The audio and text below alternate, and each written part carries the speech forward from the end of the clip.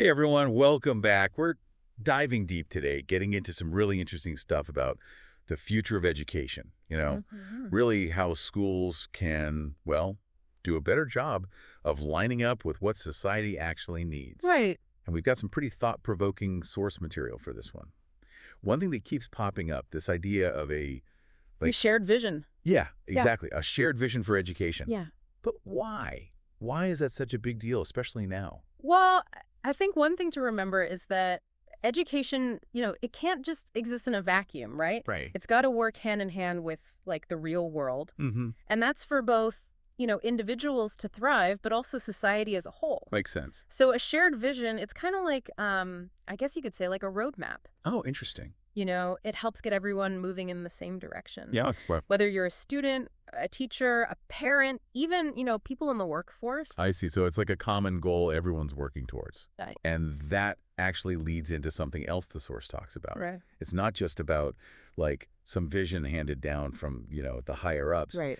It's about getting students and families involved too. Absolutely. What's the thinking there? What's the benefit of getting everyone on board? Ownership, really. When Yeah. people actually feel invested in their schools, they're way more likely to be engaged, supportive, Yeah. like active participant. Participants. Yeah. And think back, think back to your own school years. Mm-hmm. Did you feel like your voice mattered? Good question. Did your family feel connected to your education? It's interesting to think about it like that. Yeah, and creating that sense of belonging. That's, I think, a really crucial piece.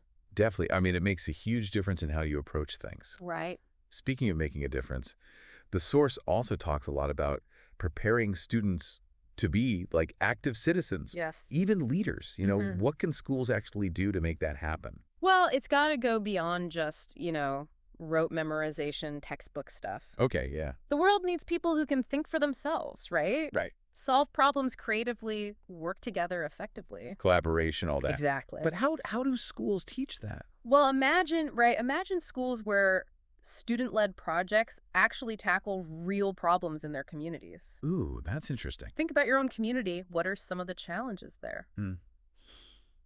Well, we've got... Homelessness, maybe? Environmental concerns?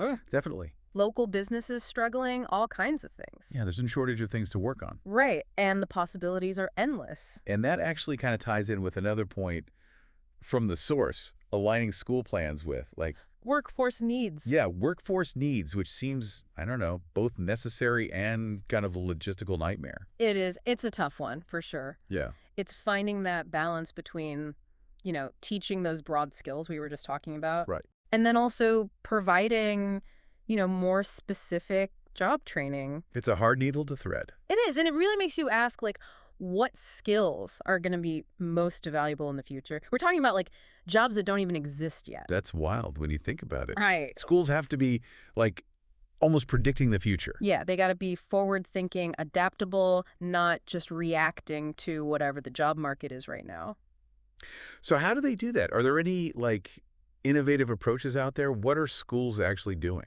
Well, some are partnering with, local businesses Okay. to create apprenticeships, internships, that kind of thing. Interesting. To get students exposed to real-world work environment. Real-world experience, yeah. Yeah, and new technologies. Makes sense. Others are like weaving skills like coding, data analysis Oh, right. into the curriculum from a Mhm. really young age. Wow, starting early. Yeah, it's about, anticipating those future needs, Mm-hmm. giving students the tools they'll need because the world's changing fast. It really is. And it's only getting faster. Those are some really cool examples. And Yeah. it sounds like, collaboration is key to making all this work, Absolutely. which is another big thing from the source, emphasizing partnerships Mm-hmm. between schools and the wider community. It's so important. Why? Why is that so important? Well, it's about breaking down those barriers, right? What do you mean? Between school and real life. Oh, okay. It's not just about resources, although those are always helpful. Sure. It's mentorships, guest speakers, projects, Oh, okay. I see. all these things that make learning, come Get more jumping. relevant. Yeah. Exactly. It's like, I don't know, weaving education into the community. Yeah, I like that. And that brings us back to that central question from the source. Okay.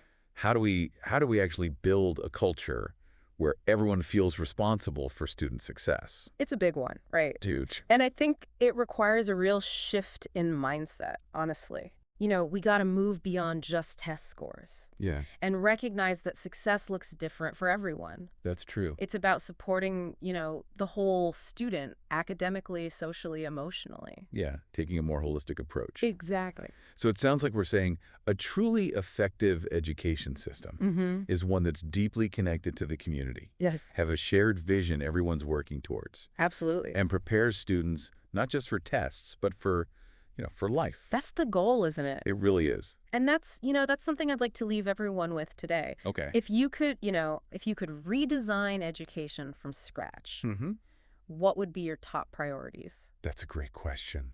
How would you make sure it really prepares students for whatever the future holds? Lots to think about there. Thanks for joining us for this deep dive, everyone. Thanks for having me. And we'll catch you next time. Bye. See ya.